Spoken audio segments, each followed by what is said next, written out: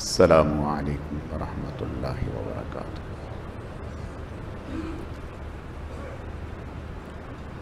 الحمد للہ نحمده ونستعینه ونستغفره ونؤمن به ونتوکل علیہ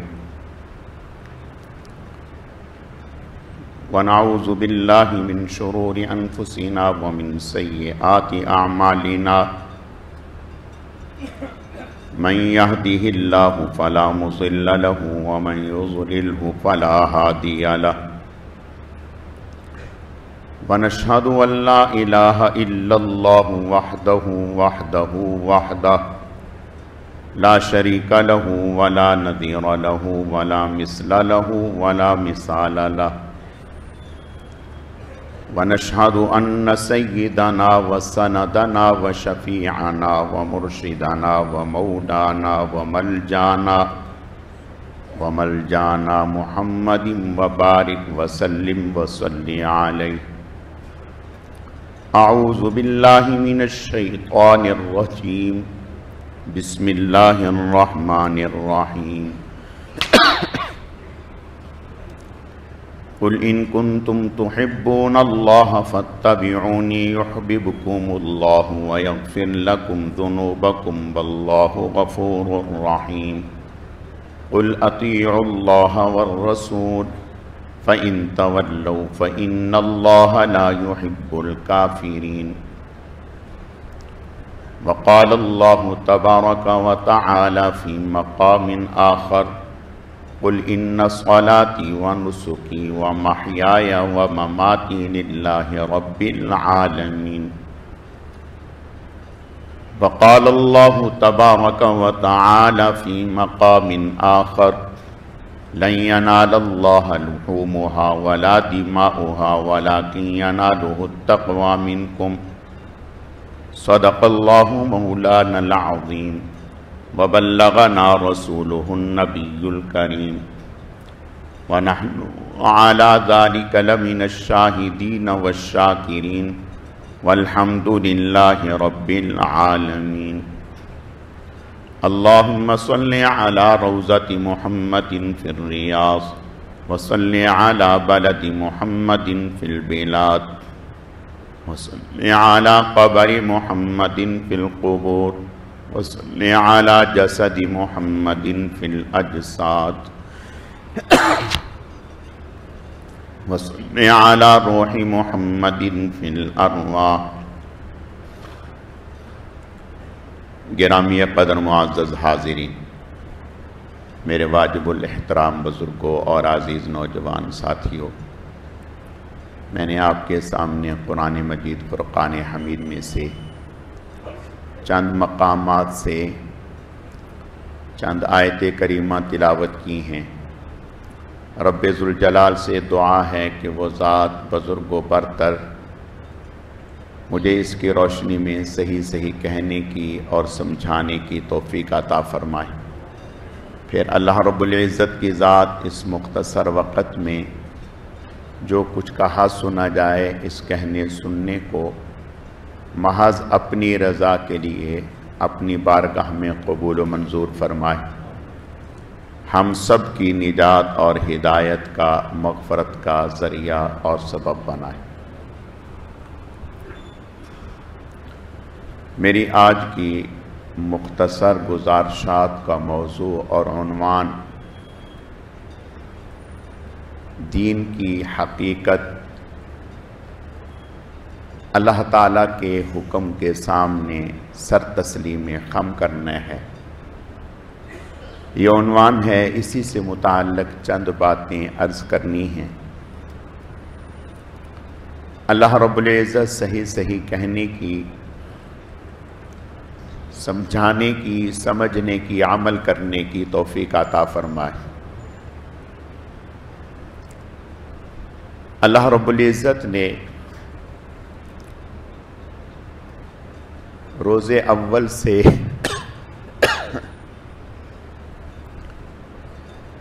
جیسے شخصیات میں، اشخاص میں بعض کو بعض پر فضیلت دی،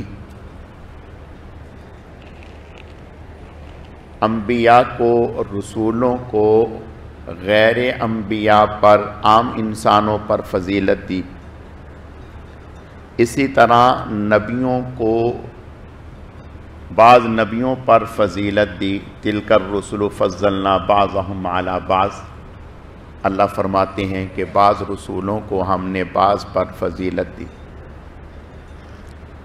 اسی طرح جگہوں کے اعتبار سے بعض جگہ کو بعض پر فضیلت دی۔ بیت اللہ شریف کو روئے زمین کے تمام خطوں پر فضیلت بخشی۔ اس کے بعد رسول اللہ صلی اللہ علیہ وسلم کی مسجد کو فضیلت بخشی، پھر بیت المقدس کی مسجد کو فضیلت بخشی۔ اسی طرح زمانوں میں، دنوں میں، مہینوں میں بعض کو بعض پر فضیلت بخشی، جیسے رمضان المبارک کو دیگر مہینوں پر فضیلت بخشی۔ اسی طرح جمعے کو باقی دنوں پر فضیلت بخشی۔ عشرہ ذی الحجہ کو باقی ایام پر اللہ پاک نے فضیلت بخشی۔ یہ اللہ تعالیٰ کی تقسیم ہے، اللہ پاک نے بعض کو بعض پر فضیلت بخشی، اور اس فضیلت میں اللہ پاک نے اجر و ثواب بھی بڑھا دیا۔ بیت اللہ شریف کا اجر و ثواب الگ، حضور علیہ السلام کی مسجد کا اجر و ثواب الگ، بیت المقدس کی مسجد کا اجر و ثواب الگ۔ اسی طرح سے دیگر مساجد کا معاملہ ہے۔ دنوں میں، عشروں میں، عشرہ ذی الحجہ کی فضیلت کو اللہ پاک نے باقی دنوں پر بڑھا دیا۔ اب ایسا کیوں ہے؟ ہم بندے ہیں، وہ خالق ہے۔ بندے کا کام سوال نہیں، بلکہ بندے کا کام تو سر تسلیم خم کر دینا ہے۔ اللہ پاک نے نمازوں کو فرض فرمایا، اللہ پاک نے نمازوں کو وقت میں فرض فرمایا۔ ان الصلاۃ کانت علی المؤمنین کتابا موقوتا، کہ نماز کا ایک وقت مقرر فرمایا، اس میں آپ نے پڑھنی ہے، اس سے پہلے نہیں پڑھ سکتے۔ اگر کوئی آدمی کہے کہ آج مجھے مصروفیت ہے، کام ہے، میں نے فلاں جگہ جانا ہے، عشاء کی نماز میں ابھی پڑھ لوں، مغرب کی نماز ابھی پڑھ لوں، نہیں پڑھ سکتے۔ کیوں نہیں پڑھ سکتے بھائی؟ کیا مذائقہ ہے؟ میرا وضو بھی ہے، میں مسجد میں بھی کھڑا ہوں، سہولت بھی ہے، قبلے کی طرف منہ بھی ہے، اب میں کیوں نہیں پڑھ سکتا؟ کیا مذائقہ کیا ہے؟ بھائی مذائقہ یہ ہے، جس نے یہ فرض کیا ہے، جس نے یہ قانون بنایا ہے، اسی نے یہ حکم دیا ہے کہ آپ وقت میں پڑھیں گے، اس سے پہلے نہیں پڑھیں گے، اس کے بعد میں نہیں پڑھیں گے، وقت میں پڑھیں گے۔ تو پتہ چلا وقت میں پڑھنا یہ بھی فرض، اور پڑھنا بھی فرض ہے۔ لیکن اگر اللہ تعالیٰ اس ضابطے کو آگے پیچھے کر دیں تو قادر مطلق ہے، اس کو پورے اختیارات ہیں۔ مثلا آپ عرفات میں ہیں، میدان عرفات میں مغرب کا وقت ہو گیا، اب مغرب کی نماز کا تقاضا کیا ہے کہ مغرب کی نماز پڑھیں، وقت کیا کہتے ہیں کہ مغرب کی نماز پڑھیں، مغرب کا وقت بھی ہو گیا، لیکن آپ پڑھتے نہیں، کوئی حاجی بھی نہیں وہاں پڑھتا، نہ عالم نہ غیر عالم۔ اگر کوئی پڑھ بھی رہا ہو تو جلدی سے اس کو ہلاتے ہیں، کیا کر رہے ہیں؟ نہیں پڑھنی، بھئی قضا ہو جائے گی، وقت نکل جائے گا، بھلے نکل جائے، اور حکم ہی یہ ہے کہ اب اس کو اس وقت میں نہیں پڑھنا بلکہ مزدلفہ میں جا کر عشاء کے وقت میں پڑھنا ہے۔ رات کو 12 بج گئے، 1 بج گیا، 2 بج گئے، حکم یہ ہے کہ وہیں جا کر کے پڑھنی ہے، راستے میں بھی نہیں پڑھنی۔ تو پتہ چلا کہ جو ضابطہ بنانے والا ہے وہ یہ بتلانا چاہ رہا ہے کہ کسی عمل میں کچھ نہیں، ہمارے حکم میں سب کچھ ہے۔ تم ہمارے بندے ہو، تم اپنی عقل نہیں چلاؤ، جو ہم کہیں بس وہی حکم ہے۔ ساری دنیا یہاں سے بیت اللہ کے لیے جاتی ہے، اور حدیث شریف میں آتا ہے، آپ صلی اللہ علیہ وسلم کا ارشاد ہے، بیت اللہ شریف پر 120 رحمتیں اترتی ہیں، جس میں 60 رحمتیں صرف بیت اللہ کا طواف کرنے والوں کے لیے، 40 رحمتیں نماز پڑھنے والوں کے لیے، اور اسی طرح 20 بیت اللہ کو خالی دیکھنے والوں کے لیے۔ آپ یہاں سے بیت اللہ کے، لیکن کیا حکم ہوا کہ 9 ذی الحجہ کو آپ نے بیت اللہ کی نماز کا ثواب 1,00,000 نماز کے برابر ہے، یہ ثواب چھوڑ دیں۔ اب آپ نے بیت اللہ میں نہیں رکنا۔ بھئی میں تو آیا ہی بیت اللہ کے لیے ہوں، میں تو نہیں جاؤں گا عرفات میں تو یہیں رکوں گا۔ کسی سے پوچھ لیں، سب یہی کہیں گے کہ آپ کا حج نہیں ہوگا، حج نہیں ہوگا۔ اب آپ کو بیت اللہ چھوڑنا ہے، اس کی زیارت چھوڑنی ہے، اس کا طواف چھوڑنا ہے، اس کی طرف جو یہاں کھڑے ہو کر کے نماز پڑھ رہے ہیں چھوڑنی ہے۔ اب آپ کو جا کر کے میدان عرفات میں نماز پڑھنی ہے۔ کیوں؟ اب بیت اللہ کیوں چھوڑا جا رہا ہے؟ اس کا حکم ہے۔ تو بتا دیا کہ دین سارا کا سارا ہمارے حکم کے ماننے کا نام ہے۔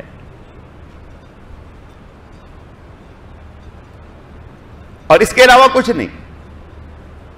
اچھے خاصے چل رہے ہیں، یکدم دوڑنا شروع کر دیا، بھئی کیا ہوا؟ بھئی صفا مروہ میں وہ جگہ آ گئی جہاں دوڑنے کا حکم ہے۔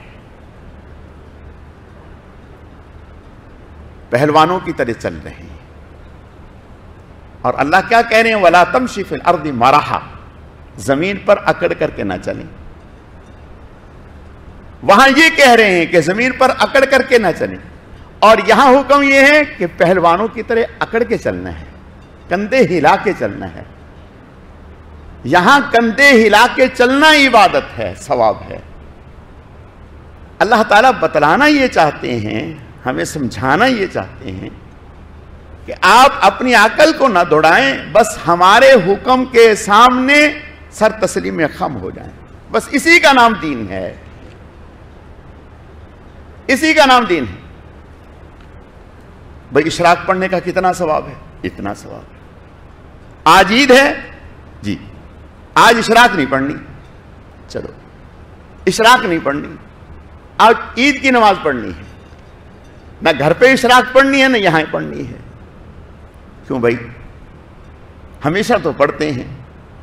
روزہ رکھنے کا کتنا ثواب ہے؟ 10 ذی الحج سے لے کر 13 ذی الحج تک روزہ نہیں رکھنا، رکھیں گے حرام ہے، رکھیں گے حرام ہے۔ اب نہ رکھنا ثواب ہے، تو پتہ چلا کہ دین جو ہے وہ اللہ تعالی کے حکموں کو ماننے کا نام ہے، عقل دوڑانے کا نام نہیں۔ اسی سے قربانی کا مسئلہ سمجھ میں آ گیا۔ بعض لوگ کہتے ہیں بھئی اتنا خون بہاتے ہیں، اتنی گندگی ہو جاتی ہے، فلاں ہو جاتا ہے، اگر اتنے ہی پیسے کسی اور جگہ لگائے جائیں، غریبوں کی اعانت کی جائے، تو بات کہاں سے کہاں پہنچ جائے۔ یہ اللہ کا حکم نہیں، یہ ہماری عقل ہے۔ کل کو کوئی آدمی یہ کہہ سکتا ہے کہ حج کے لیے کتنی دنیا جاتی ہے؟ 50 لاکھ، لاک ڈاؤن کی وجہ سے کم ہو گئے۔ سعودیہ کا منصوبہ یہ ہے کہ اگلے سالوں میں جو انہوں نے انتظام کیا ہے، 1 سال میں 2.5 کروڑ حج کریں گے، 2.5 کروڑ لوگ حج کریں گے 1 سال۔ عقل پھر یہ کہتی ہے کہ حج کے لیے کتنی رقم خرچ ہوتی ہے؟ پرائیویٹ والے تو 20 لاکھ 15 لاکھ، اور باہر ممالک سے اس سے بھی زیادہ، گورنمنٹ 5 لاکھ، اور کتنی دنیا جا رہی ہے؟ 2.5 کروڑ۔ 1 سال حج روک دیں، یہ سارا پیسہ غریبوں پر لگا دیں؟ نہیں۔ بات یہ ہے کہ دین اپنی عقل چلانے کا نام نہیں، بلکہ اللہ کے حکم کے سامنے ڈھیر ہو جانا، مان لینا خوش دلی سے، اس کا نام دین ہے۔ عقل میں بات آتی ہے، اچھے خاصے سمجھدار لوگ ہیں، پڑھے لکھے لوگ ہیں، سارے مولوی نہیں ہیں، ایک ستون سے ہے، پلر سے ہے، ایک آیا، دوسرا آیا، تیسرا آیا، جس کو دیکھو 1 2 3 4 5 6 7 کینکریاں مار رہا ہے، اور بعض دفعہ کینکریاں مارنے میں کوئی نیچے دب بھی جاتا ہے، کئی دفعہ حادثہ بھی ہوا۔ ارے بھئی کیا کر رہے ہو؟ یہ کوئی جاندار چیز ہے؟ یہ تو ایک پلر ہے، یہ تو ایک ستون ہے، آپ کے کینکری مارنے سے اس کا کیا نقصان ہے؟ اور کینکریاں مارنے؟ اب بتائیں آپ عقل سے کیا اس کو سمجھا دیں گے؟ عقل سے کیسے مطمئن کر دیں گے آپ اس کو کہ ہم کیوں مار رہے ہیں؟ بالآخر یہی کہیں گے کہ یہ ہمارے اللہ کا حکم ہے، ہمارے اللہ کا حکم ہے، ہم اپنے اللہ کے حکم کو پورا کر رہے ہیں، ہمارا دین اللہ کے حکم کو پورا کرنے کا نام ہے۔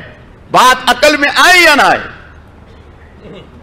اللہ کا حکم یہ ہے کہ اب ایسا کرنا ہے۔ بقرعید کے بعد ذی الحج کا مہینہ گزار کر آپ میدان عرفات میں جا کر جتنی مرضی دعائیں کر لیں، کوئی فائدہ نہیں۔ میدان عرفات میں 9 ذی الحجہ کے بعد آپ جہاں جتنا مرضی جا کر رک جائیں، کوئی فائدہ نہیں۔ اب کیوں نہیں؟ تو بتایا کہ میدان عرفات میں کچھ نہیں رکھا، اللہ کے حکم میں رکھا ہے۔ اگر میدان عرفات میں کچھ ہوتا تو پورا سال جب جہاں جا کر کے وہاں عبادت کریں، نہیں، اسی دن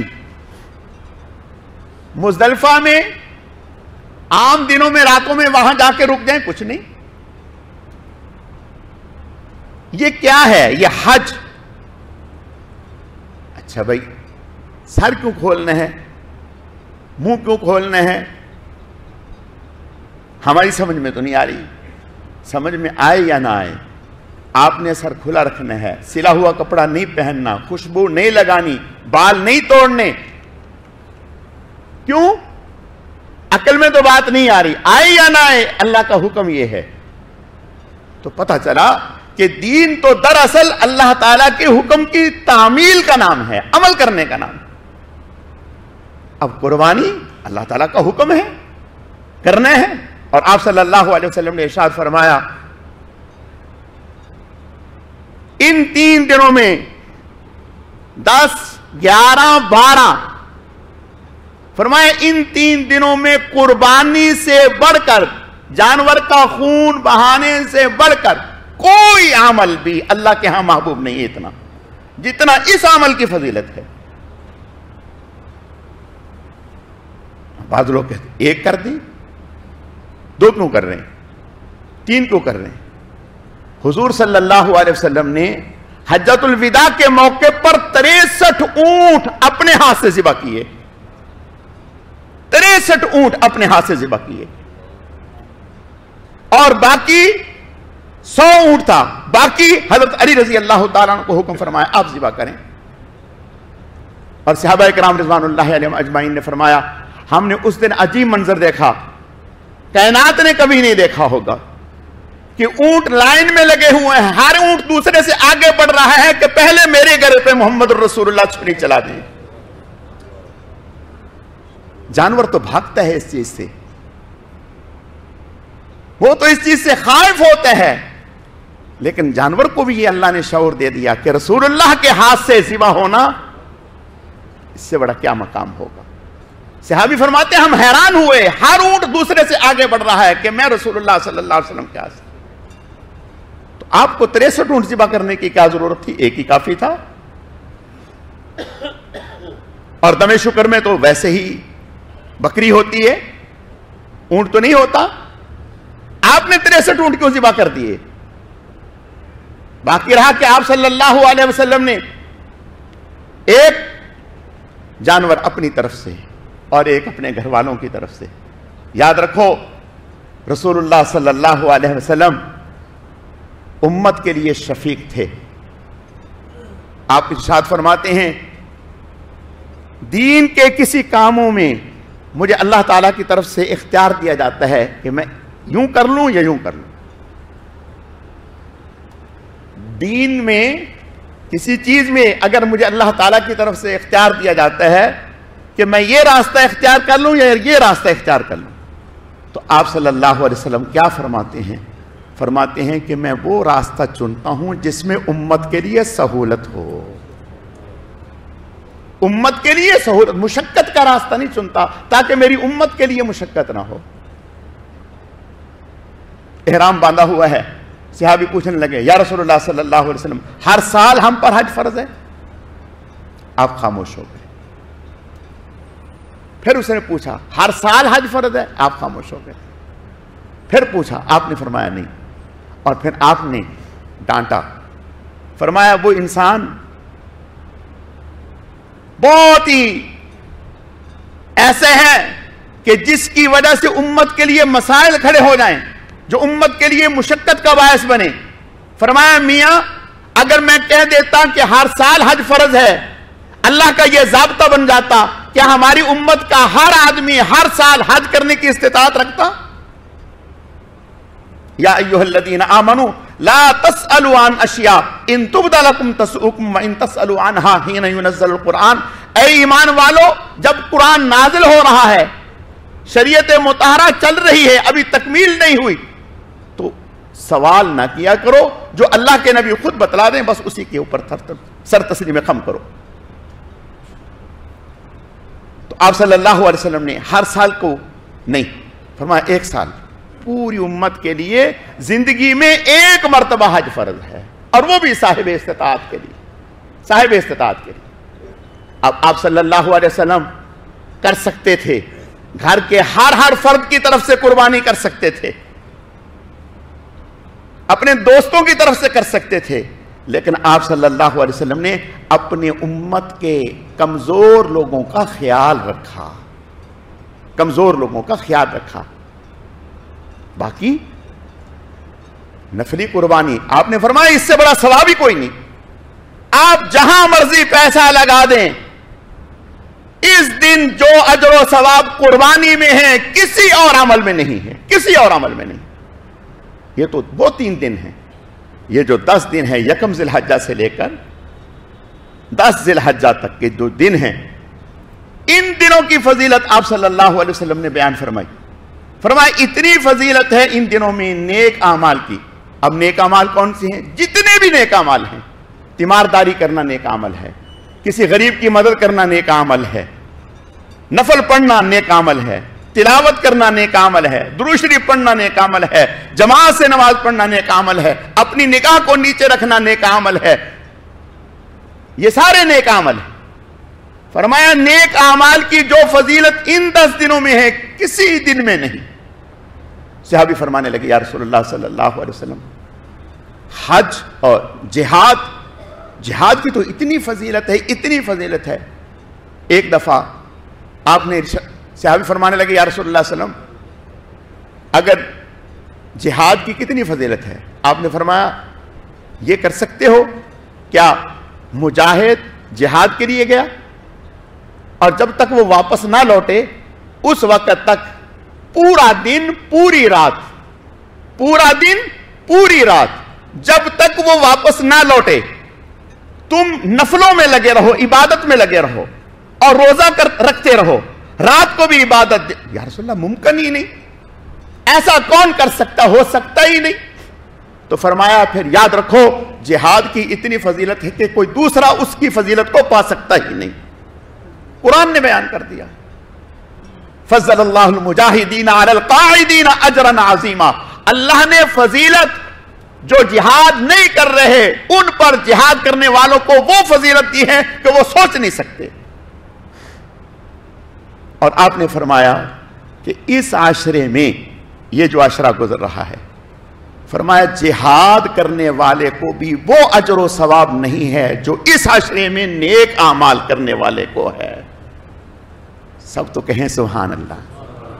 ये कितना बड़ा अल्लाह का एहसान है।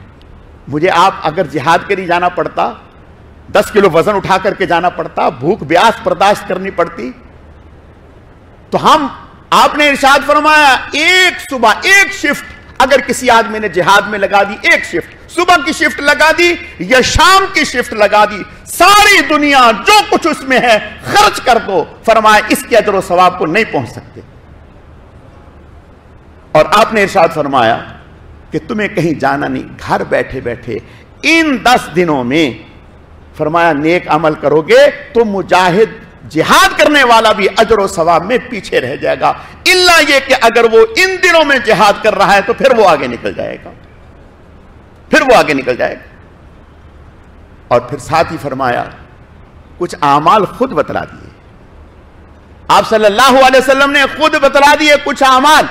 फरमाया ला इलाहा इल्लल्लाह, इसकी कसरत करो। वैसे ही कुरान ने कहा या अय्युहल्लज़ीना आमनुज़्कुरुल्लाह ज़िक्रन कसीरा, ऐ ईमान वालों अल्लाह का जिक्र कसरत से करो।